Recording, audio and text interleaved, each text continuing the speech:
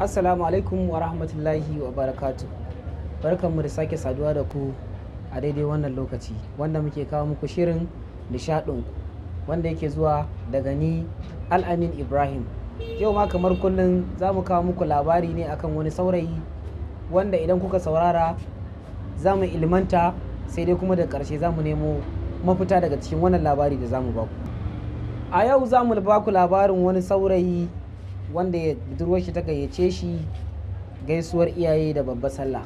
A al'adar kasar Hausa, saurayi da budurwa idan sallah ta yi akan zuwa gidajen yan uwan juna a dinga gaisawa.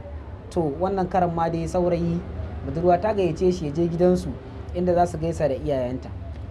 Bawan Allah ka ya amsa gayyatar ta ya je gidan. Bayan ya je sun shiga sun gaisa da kowa sai aka zarce da shi falo, inda ya zauna kowa da kowa daga gidan yake zuwa yana gaishe da shi, yara da manya.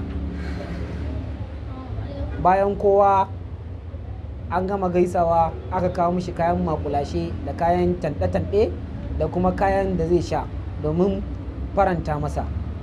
Sai bawan Allah ka yi fulako, ma'ana fulako sai ya ƙi cin wannan abu da aka kawo masa. Budurwa ta yi ta rarrashe shi ya ci ya ƙi ci, sai ta yi tunanin ko ganin idanta ne yasa ya ƙi cin wannan abu da ta kawo mishi. Sai ta ce to bari ta fita ta je ta kawo mishi drinks mai ɗan sanyi haka. Bayan ta fita sai bawan Allah ka yi whoop ya buɗe hular shi, ya zirar soyayyen naman nan a ciki sai ya mai da hular shi kai ya sa. Sai ya zauna ya ɓata rai ya ta muzurai irin bai komai waɗannan, har da ɗaukar nama ƙwaya ɗaya yana tattaunawa yana ci. Bayan budurwa ta dawo ta tambaye shi, har ka cinye naman kenan? Ya ce wallahi ai daman ganin idan ki ne yasa na ƙi ci, saboda ina jin kunyar kin san ya kamata a ce miji ya dinga jin kunyar matarsa lokaci bayan lokaci. Sai suka fito waje, ya ce mata zai tafi gida. Sun fito waje sai ya ga surkar shi a tsakar gida ya tsuguna don ya gaishe ta. Yana miƙewa ya manta akwai igiyar shanya da ta yi kurosin, ma'ana ta ratsa ta tsakiyar gidan. Yana miƙewa zai tafi sai ga igiyar shanya ta ture hular shi, sai ga nama shar ya zubo ƙasa. To dan uwa yar uwa idan ke ce a nan gurin ya zaki a kafta.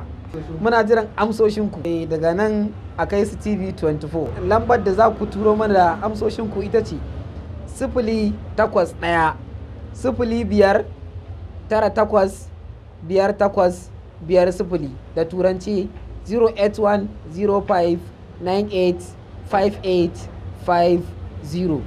Mun gode.